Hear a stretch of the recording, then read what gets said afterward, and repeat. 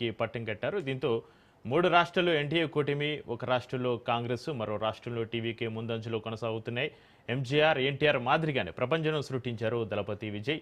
తొలి ఎన్నికలోనే CM seat దక్కించుకుంటున్నారు విజయ్. ఎగ్జిట్ పోల్స్ అంచనాలను తలకిందులు చేస్తూ తమిళనాడులో విజయ్ నేతృత్వంలోని టీవీకే పార్టీ హవా కొనసాగిస్తుంది. ఇక డీఎంకే, అన్నా డీఎంకేను దాటి ఆధిక్యంలో కొనసాగుతుంది. ఇక పశ్చిమ బెంగాల్లో తృణమూల్ కాంగ్రెస్ కు గట్టి షాక్ ఇస్తూ బీజేపీ దూసుకెళ్తుంది. కేరళలో యూడీఎఫ్ కూటమి ఆధిక్యంలో కొనసాగుతుంది. ఇక పుదుచ్చేరి, అస్సాంలో కమలదళం విజయదుందుబి మోగించింది.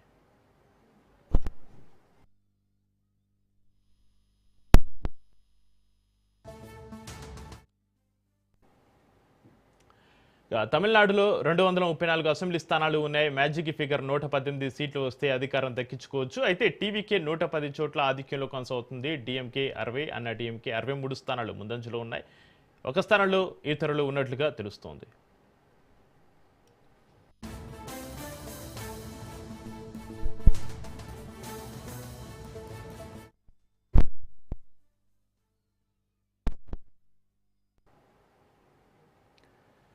పశ్చిమ బెంగాల్లో 293 స్థానాలకు కౌంటింగ్ కొనసాగుతుంది. మ్యాజిక్ ఫిగర్ 147 సీట్లు. ఇప్పటి వరకు బీజేపీ 194 చోట్ల ఆధిక్యంలో ఉంది. టీఎంసీ 93 చోట్ల ముందంజలో కొనసాగుతుంది.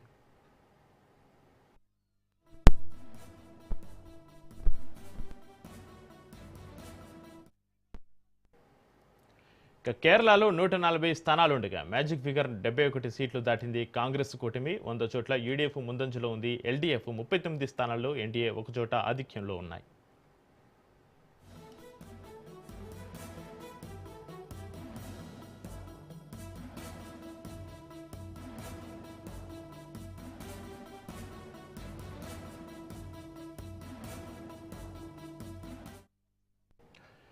ఇక అస్సాంలో 126 స్థానాలుండగా మ్యాజిక్ ఫిగర్ 64 సీట్లు దాటింది. ఎన్డీఏ 97 స్థానాల్లో బీజేపీ ఆధిక్యంలో కొనసాగుతుంది. కాంగ్రెస్ 26 చోట్ల ముందంజలో ఉంది.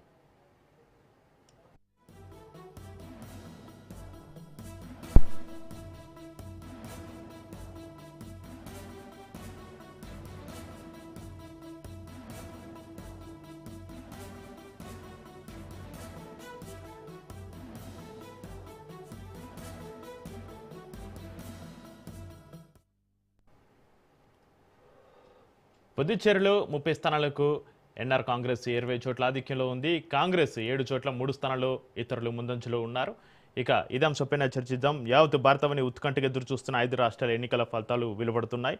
పెద్ద రాష్ట్రాల్లో ఓటర్లు మార్పును కోరుకుంటున్నారు. చిన్న రాష్ట్రాల్లో అభివృద్ధికి పట్టం కడుతున్నటువంటి పరిస్థితి. ఇక ఈ ఫలితాలపైన చర్చిద్దాం. మనకు అందుబాటులో ఉన్నారు రవికుమార్ గారు, అనలిస్ట్. ఇక రాహుల్ గౌడ్ గారు కూడా మనకు అందుబాటులో ఉన్నారు, కాంగ్రెస్ నాయకులు. రాహుల్ గారు, రవికుమార్ గారు, నమస్కారం అండి. రాహుల్ గారు, కేరళలో వరుసగా రెండోసారి అధికారంలోకి రావాలనుకున్న ఎల్డీఎఫ్ కళలను చెల్లాచెదురు చేస్తూ యూడీఎఫ్ అద్భుత విజయం సాధించింది. ఈ విజయాన్ని మీరు ప్రభుత్వ వ్యతిరేకతగా చూస్తున్నారా, లేక రాహుల్ గాంధీ గాలిగా భావిస్తున్నారా? ఏంటి పరిస్థితి?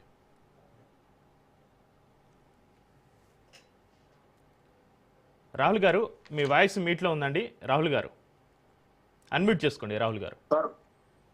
సార్, ముందుగా మీకు ప్యానల్ పెద్దలకి, రాజు వీక్షకులకు అందరికి నమస్కారం సార్.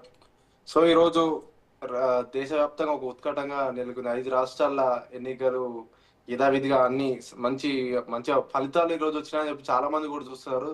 సరే, మేము ఒక అంచనా వేసినాం. ఆ అంచనా తగ్గట్టుకు రాకపోయినా కానీ మాకు ఒక సంతోషం వ్యక్తం చేసింది ఈ రోజు కేరళ మేము చూడడం, యూడీఎఫ్ ని చాలా మా అధికారం తీసుకురావడం కూడా మాకు కూడా చాలా గర్వంగా అనిపిస్తుంది. గెలిచిన వారు అందరికీ ముందుగా నేను శుభాకాంక్షలు తెలియజేస్తున్నాను రాజు న్యూస్ ద్వారా కూడా. సో రాజకీయాలు అనేది ఇవాళ ఒక పార్టీ ఉంటుంది, రేపు ఇంకో పార్టీ మారుతుంటది. కానీ రాజకీయాల్లో నాయకుల కోసం ప్రతిపక్ష పార్టీలు ఉండైనా సరే, అధికారం ఉండైనా సరే కొట్లాడే నాయకుడు కావాలని చెప్పి ఈ రోజు మనం క్లియర్ కట్ గా చూస్తున్నాం. ఇప్పుడు ఒక సెలబ్రిటీ స్థానంలో ఉండి కూడా టీవీకే విజయ్ గారు కూడా ఈ రోజు అసలు ఎలాంటి బ్యాక్గ్రౌండ్ లేని వ్యక్తి కూడా ఈ రోజు ఒక సీఎం కుర్చీలో కూర్చోవడానికి ఇలా ఒక పొజిషన్కి వచ్చినంటే ఈరోజు ప్రజల ఆ తీర్పు అంటే నేను అనే దాని ఎగ్జాంపుల్ ఏంటంటే, మేము ఏ విధంగా అయితే మేము ముందుకు పోతున్నామో ఇప్పుడు మాకు తెలంగాణ కానీ, కర్ణాటకలో కానీ, ఈరోజు కేరళ కానీ, ఇంకా ఇట్లా రాష్ట్రాలు పెంచుకుంటూ పోతున్నాం. మా రాహుల్ గారు కానీ ఏదైతే హామీలు కానీ, పథకాలు కానీ దేశవ్యాప్తంగా రిలీజ్ చేస్తారో ఆ విధంగా ప్రజలు నమ్మి ముందుకు పోతారు. కానీ మేమేదో మాయమాటలు చెప్పి మేమేదో చేస్తే అవన్నీ ఎవరు మమ్మల్ని నమ్మకపోయేటోళ్ళు. మేము ఏ విధంగా అభివృద్ధి చేస్తున్నామో తెలంగాణ రాష్ట్రాన్ని కూడా ఆదర్శంగా తీసుకొని ఈరోజు కేరళ కూడా ఆ విధంగా ఈరోజు మా పార్టీని గెలిపేయడం ముందుకు తీసుకుపోతారంటే చాలా సంతోషం వ్యక్తం చేస్తున్నాం సార్. ఎందుకంటే మీరు చూసే ఉంటారు, మోడీ గారు ఇప్పుడు 11 సంవత్సరాల నుంచి 12 సంవత్సరాల నుంచి మన తెలంగాణ రాష్ట్రానికి కూడా ఎంతగానో నిధులు ఇస్తున్నా కూడా ఎగ్జాంపుల్ గా మీరు కూడా చూసి ఉండొచ్చు. అందుకని వీటన్నిటిని కూడా లెక్క పెట్టుకొని కూడా కొన్ని ప్రాంతాలలో కూడా కొంత విధంగా బీజేపీకి అసలు చాలా మంచి మంచి టాప్ లీడర్లు మీరు చూసి ఉన్నారు. గవర్నర్ల స్థానంలో కూర్చున్న వ్యక్తులు కూడా వెనుకబడిపోతారు బీజేపీ నుంచి ఉన్న వ్యక్తులు కూడా. సరే, వాటన్నిటిని కూడా దృష్టిలో పెట్టుకొని ప్రజలు ఏ విధంగా ముందుకు వాళ్ళు ఏ విధంగా ఓట్లు వేసి గెలిపించాలో వాళ్ళ విధంగా గెలిపించడం, ఆ తీర్పును కూడా మేము స్వాగతిస్తున్నాం, ఆ గెలుపును కూడా మేము స్వాగతిస్తున్నాం. ఎవరు గెలుపులైనా మేము అభినందనిస్తున్నాం. ముఖ్యంగా ఎవరు ఏదనుకున్నా కానీ రాజకీయాలకు మాత్రం ఒక నాయకుడు ఒక విజన్ తో రావాలని కోరుకున్నారు. ఈ రోజు జనరేషన్ లో విజన్ తో వచ్చి ముందుకు వచ్చిన నాయకులకు అందరికీ మేము రియల్ గా అప్రిషియేట్ చేస్తాం. అంటే పార్టీలు వేరే అయినా కానీ ఒక వ్యక్తిగతంగా మాత్రం చూసుకోవాలంటే ఒక ప్రజల్లో ఉండి కొట్లాడాలి. ఈ రోజు ప్రతిపక్షంగా ఉండొచ్చు, రేపు అధికార పార్టీ నాయకుడిగా అయితే ఉండొచ్చు. అధికారంలో ఉన్న ఒక తీరే ఉండాలి, ప్రతిపక్షంలో ఉన్న ఒక తీరే ఉండాలి. ఇప్పుడు గెలిచిన వాళ్ళు ఈవెన్ మా కాంగ్రెస్ పార్టీ అయినా ఎవరైనా సరే ప్రజల దృష్టిలో ఉండాలి. ప్రజల దృష్టిలో ఉంటే ఇవి కాదు మా కాంగ్రెస్ పార్టీ ఇంకా మేము ఎస్టిమేట్ చేసిన స్థానాలు కూడా మాకు రాలేకపోయినాయి. కొంచెం మాకు కూడా బాధ అనిపిస్తుంది. కానీ వాటన్నిటిని మేము ఫీడ్బ్యాక్ తీసుకొని రానున్న ముందు అసెంబ్లీ ఎలక్షన్ లో కూడా పార్లమెంట్ ఎలక్షన్ కూడా మేము ఇంకా ముందు బలపడతామని చెప్పి కూడా మేము తెలియజేయడం జరుగుతుంది. రైట్. రవికుమార్ గారు, మీరు చెప్పండి, తమిళనాడులో గత 5 దశాబ్దాలుగా డిఎంకే ఏఐడిఎంకే మధ్య అధికారం మారుతూ వచ్చింది. మొదటి ప్రయత్నంలోనే